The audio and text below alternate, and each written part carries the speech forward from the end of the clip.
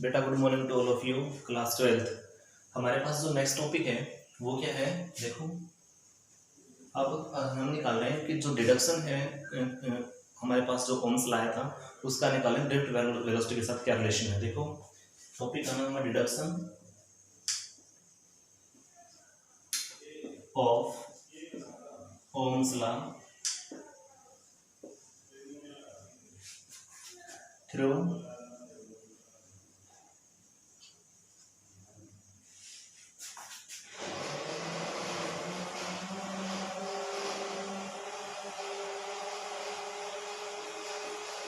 Drift velocity.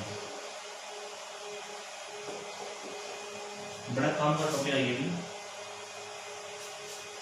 Topic का नाम हमारे पास क्या है, deduction of Ohm's law through drift velocity. ठीक है, ड्रिफ्ट वेलोसिटी का यूज करके ओम्स लॉ को वेरीफाई करवाना है। तो देखो हमने एक चीज पढ़ी हुई है, देखो वी नो दैट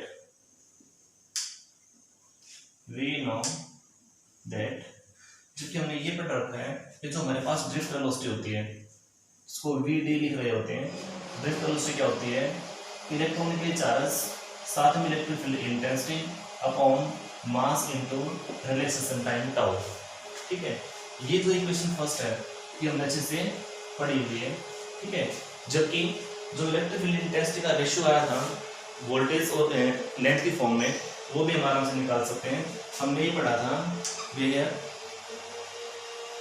ई होता जो हमारे पास इलेक्ट्रिक फील्ड इंटेंसिटी, वो रिजल्ट हमारे पास क्या था वोल्टेज पर यूनिट लेंथ। ठीक है, तो यदि हम ये वैल्यू इसको यहाँ पुट करवा दें तो कुछ रिजल्ट ऐसा बन जाएगा। इसको लिखो इक्वेशन 2 और यहाँ पर लिखो 14 equation 2 in equation first we get जब ए की वैल्यू ऊपर पुट करवाओगे तो कुछ रिजल्ट ऐसा बनेगा V D will be equal to small e और कैपिटल ई की वैल्यू हमारे पास क्या हो जाएगी v upon L, it means M L और टाउ। ठीक है, ये आ गया हमारे पास क्या ड्रिफ्ट वेलोसिटी। क्लियर है, जबकि हमारे पास ये रिजल्ट किसके लिए है ड्रिफ्ट वेलोसिटी के लिए। और उसके बाद हमें एक वैल्यू पड़ी हुई होती है जो करंट आया था। लिखो we know that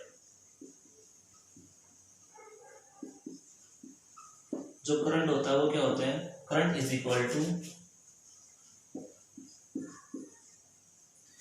area number of charge particle with electronic charge e and drift velocity. अब देखो यहाँ पर जो हमारे पास करंट है, एरिया है, नंबर ऑफ चार्ज पार्टिकल जो ई है और ड्रिफ्ट वेलोसिटी क्या है वीडी।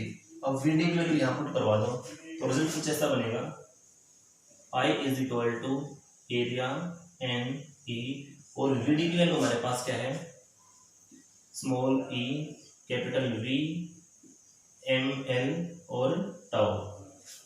ठीक है, अब ये जो आगे मल्टीप्लाई करवाओगे तो कुछ रिजल्ट ऐसा बनेगा I is equal to area n e into e कितना होगा ई स्क्वायर हो गया, साथ में क्या V upon m l tau. ये आ गया हमारे पास से करंट। क्लियर है, देखा जाए तो शुरू से समझ सकते हैं। किसी बच्चे को समस्या है तो बेटा पूछ लेना। देखो टॉपिक का नाम हमारे पास क्या है कि deduction of Ohm's law through drift velocity, या हम ये भी कई बार पूछ लेते हैं relationship of Ohm's law with drift velocity. ठीक है, तो हमने पढ़ा हुआ है कि जो ड्रिफ्ट वेलोसिटी होती है वो क्या होती है electronically charge electric field intensity ratio M और रिलैक्सेशन टाइम टाउ। तो जो इलेक्ट्रिक फील्ड इंटेंसिटी हो क्या वोल्टेज पर यूनिट लेंथ निकालना चाहे तो इलेक्ट्रिक फील्ड इंटेंसिटी के लिए, तो ये जो ई की वैल्यू है ये ऊपर पुट करवा दिया रिजल्ट ये बन गया। ठीक है, जब हमने पढ़ा होता करंट क्या होता है ये इक्वेशन होती है करंट के लिए जो ड्रिफ्ट वेलोसिटी रिलेशनशिप आया था कल। ठीक है, वीडी की वैल्यू क्या है ये वीडी की वैल्यू अप्लाई होगी। जैसे ही वीडी की वैल्यू अप्लाई करोगे तो ई इंटू ई कितना होगा स्क्वायर, ये करंट निकल के आएगा। आगे ये ओम्स लॉ को वेरीफाई करेगा, देखो कैसे।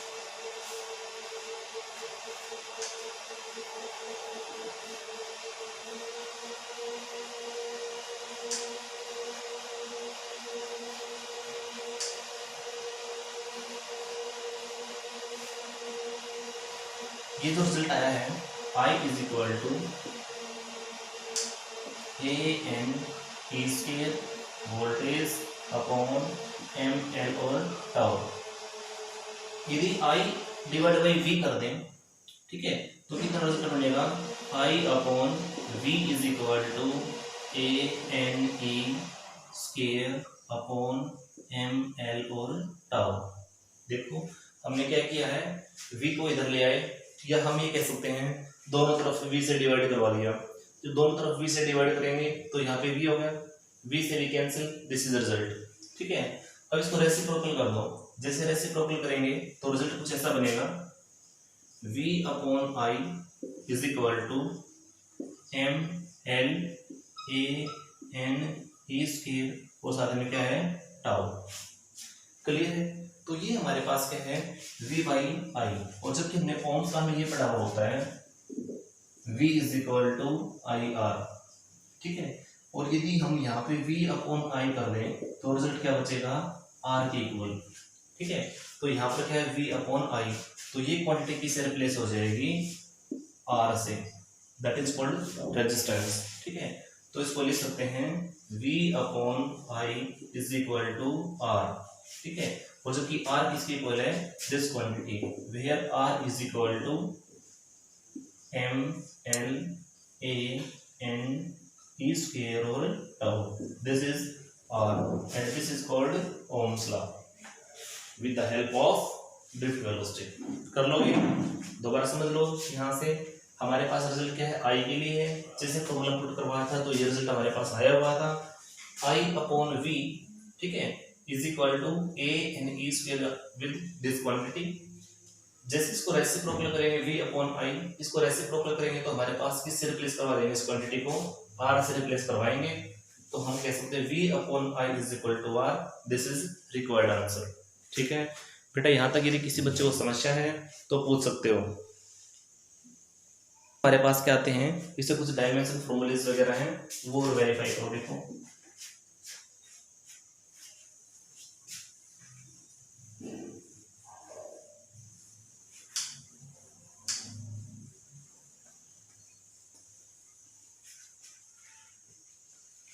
रिजल्ट हमारे पास ये आया है V is equal to IR, जबकि हम लिख सकते हैं V upon I is equal to R।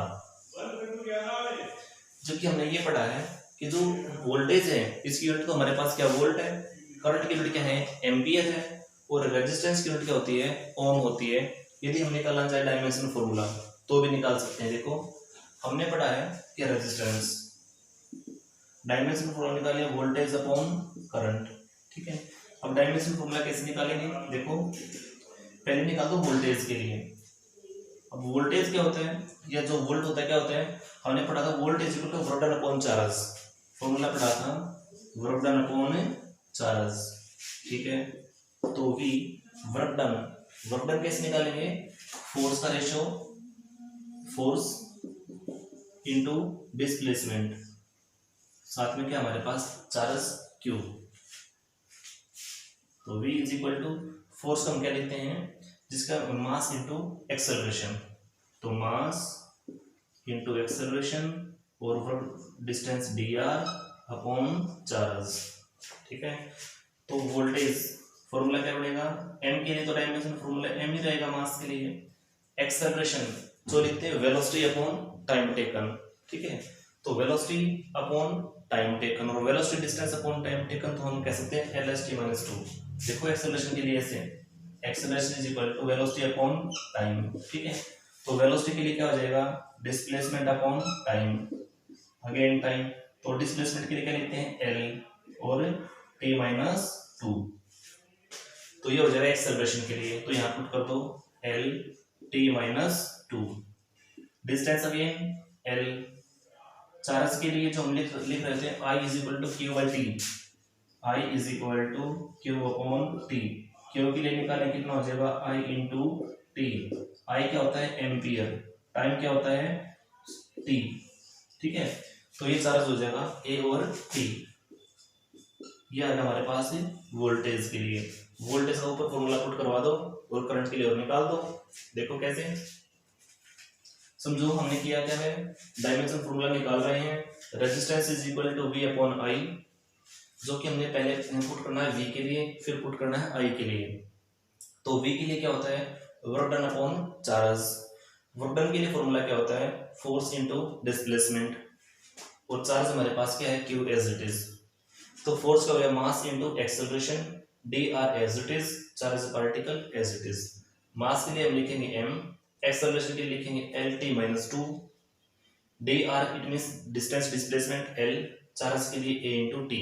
लिखा कैसे एक्सेलरेशन के लिए, acceleration is equal to velocity upon time taken, velocity के लिए लिखते हैं displacement upon time taken, again time, t ratio reciprocal पर t-2, डिस्टेंस डिस्प्लेसमेंट L हो गया, तो LT-2, ये dr डिस्प्लेसमेंट L, चार्ज के लिए a इंटू टी। कैसे, I is equal to Q by T, Q निकालेंगे I into T, this is 80, ये 80 हो गया।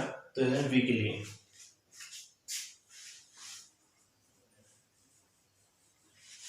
तो V के लिए पुट करो, R is equal to V के लिए फॉर्मूला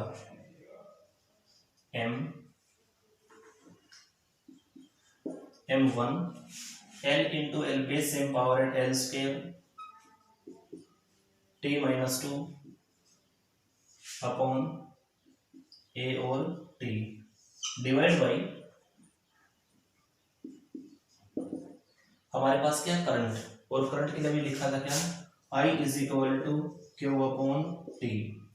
तो I is equal to Q, charge particle क्या लिखेंगे, A इंटू टी, A और T, और साथ में टाइम के लिए टाइम, T से T कैंसिल, तो I के लिए क्या बचेगा, ओनली A। सोल्व करवा दो, रिजल्ट निकल जाएगा। कैसे, R is equal to M1 L square T-3 और एरिया -1 अपॉन A, ठीक है, क्योंकि हमने A और T को रेसिप्रोकल में लेके चले गए, T बेस से -1 और तो -3 हो गया, A वापस लेगा -1 हो गया, A एज इट इज। अब A को फिर से रिवर्स कर दो, तो रिजल्ट बचेगा R is equal to M1 L square T-3 A-2। This is dimension formula for resistance. Clear है, this is dimension formula for resistance. Clear है, आगे देखो बेटा,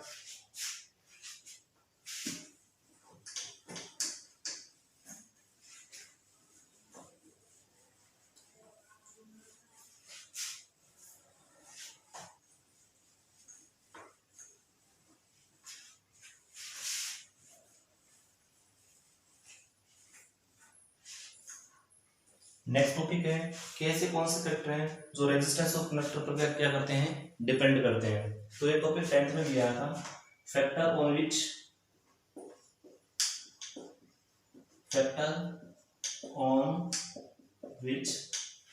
resistance of conductor are dependent, resistance of conductor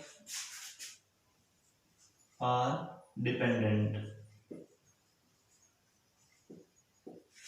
ठीक है, कि ऐसे कौन से फैक्टर हैं जो रेजिस्टेंस कंडक्टर पर हमारे पास क्या करते हैं, डिपेंड करते हैं। ये 10th में भी आया था टॉपिक, और हम यहाँ पर 12th में भी करना चाह रहे हैं। तो देखो, हमने एक फॉर्मूला पढ़ा था, resistance always equal to resistivity L upon area. Clear है कि हमारे पास R क्या है, रेजिस्टेंस, और ये जो सिंबल होता है किसके लिए होता है, रो बोलते हैं, रेजिस्टिविटी होती है, L हमारे पास क्या है, लेंथ, A हमारे पास क्या है, एरिया। क्लियर है, और जबकि देखा जाए तो रेजिस्टेंस के लिए भी फॉर्मूला निकाला भी था हमने, V अपॉन I के अकॉर्डिंगली, और इसकी यूनिट क्या होती है, ओम। रेजिस्टिविटी क्या हो जाएगी, ओम मीटर हो जाएगी।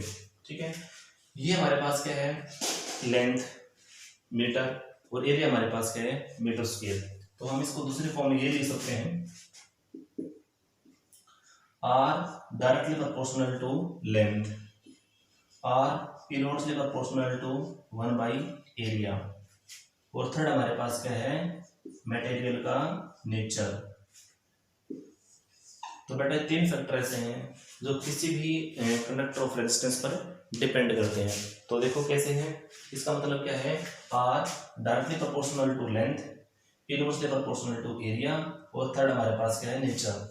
तो देखो जब भी किसी भी ऑब्जेक्ट या किसी मटेरियल जो कंडक्टिंग मटेरियल है उसका यदि रेजिस्टेंस बढ़ेगा, कब बढ़ेगा, जब उसकी लेंथ बढ़ेगी, ठीक है। तो हम कह सकते हैं when the increasing in the length of any conductor materials then its resistance is also increased, but when the length of any conducting material is goes decrease then its resistance is also goes decrease. But in the cases of an areas when the resistance of a conductor is increased, it means its area will be goes to decrease. But when area of the conducting material will be goes increasing, so that resistance is also decrease. तो ये दोनों हमारे पास क्या होते हैं, inversely proportional. एक factor बढ़ेगा तो ऑटोमेटिकली दूसरा क्या करेगा, डिक्रीज करेगा। लेकिन जैसे फर्स्ट में देखा जाए तो कि आर इंक्रीज है, वहां पर लेंथ खुद ही इंक्रीज है, या लेंथ इंक्रीज है तो रेजिस्टेंस इंक्रीज है, और लेंथ डिक्रीज है तो रेजिस्टेंस क्या कर रहा है, ऑटोमेटिकली डिक्रीज कर रहा है। लेकिन यहाँ पर रिवर्स टर्म्स है, एरिया बढ़ेगा रेजिस्टेंस कम होएगा, रेजिस्टेंस कम होएगा एरिया बढ़ेगा, और एरिया कम होएगा रेजिस्टेंस बढ़ेगा। थर्ड फैक्टर हमारे पास क्या है, नेचर, कि कंडक्टिंग मटेरियल या जो मटेरियल का नेचर है उस पर हमारे पास क्या है, डिपेंड करता है कि भाई हमने वो इंसुलेटर ले रखा है या कंडक्टिंग ले रखा है या कैसा मटेरियल ले रखा है। तो बेटा 3 टर्म्स ऐसी हैं जो हमारे पास तीनों फैक्टर डिपेंड करते हैं, लेंथ, एरिया और मटेरियल का नेचर। क्लियर है। तो हमारे पास इधर क्या है, रेजिस्टिविटी। देखा जाए तो इधर क्या है, कांस्टेंट क्वांटिटीज है, जिसको हम इसकी फॉर्म में ये भी लिख सकते हैं, R directly proportional to length upon area. ये सिर्फ जो रेजिस्टिविटी टर्म्स है ये हमारे पास क्या है, कांस्टेंट है, क्योंकि डायरेक्टली प्रोपोर्शनल को इक्वल टू में चेंज करेंगे तो कोई ना कोई कांस्टेंट फैक्टर लगाना पड़ेगा, इसलिए हमने क्या लगाया, ये कांस्टेंट। क्लियर है। तो ये सिर्फ कांस्टेंट को शो कर रहा है। आगे देखो कि हम कह सकते हैं कि जो रेजिस्टिविटी है, एरिया है और आर है, कि अब हम निकाल रहे हैं कुछ छोटी छोटी डेफिनेशंस ही हैं। देखो पहला हमें क्या पढ़ रहे हैं, करंट डेंसिटी, जिसको हमने लिखा है जे। कि हम कई बार पूछ लेते हैं करंट डेंसिटी क्या होती है,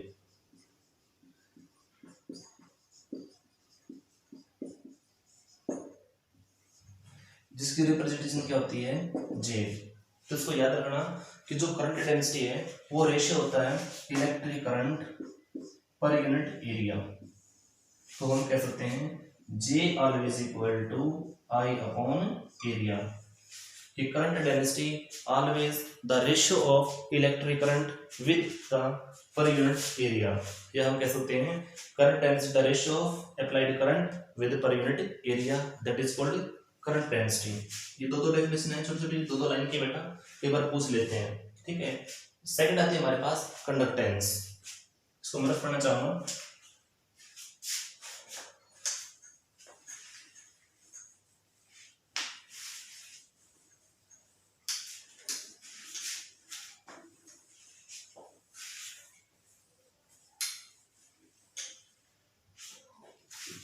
पहला हमारे पास क्या है, करंट डेंसिटी, क्या आई अपॉन एरिया।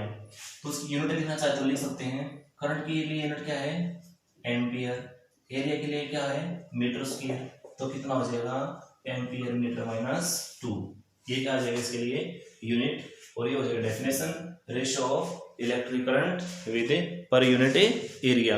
आगे देखो नेक्स्ट हमारे पास क्या है, कैपिटल जी, जिसको हम लिखते हैं कंडक्टेंस, जो कि रेशियो किसके लिए होता है, 1/r। तो इसको लिख सकते हैं जी, हमारे पास क्या है, कंडक्टेंस। कि conductance is also the reciprocal या रिवर्स 1 रिवर्स या रेशियो ऑफ रेजिस्टेंस, ठीक है। Then it is called conductance. G क्या है बेटा, कंडक्टेंस, आर क्या है, रेजिस्टेंस, जो कि 1/r होता है, ठीक है। तो हम कह सकते हैं इसका रेसिप्रोकल करेंगे तो r -1 हो जाएगा, जिसको कहते हैं आर इनवर्स, ठीक है। This is called conductance. Third हमारे पास क्या है, जिसको हम लिखते हैं एक तरह से रेजिस्टिविटी। रो हमारे पास क्या है, रेजिस्टिविटी, और सिग्मा हमारे पास क्या है, कंडक्टिविटी। तो हम कह सकते हैं कि कंडक्टिविटी, जो इलेक्ट्रिक कंडक्टिविटी बोलते हैं, electrical conductivity is the ratio of resistivity. या रेसिप्रोकल ऑफ रेजिस्टिविटी। रिवर्स करोगे तो क्या निकल के आएगा, ये inverse. This is called electrical conductivity. Clear है? तो बेटा इनको याद कर लेना, करंट डेंसिटी, कंडक्टेंस और इलेक्ट्रिकल कंडक्टिविटी। बाकी हम कल करेंगे। Thanks to all of you, have a nice day.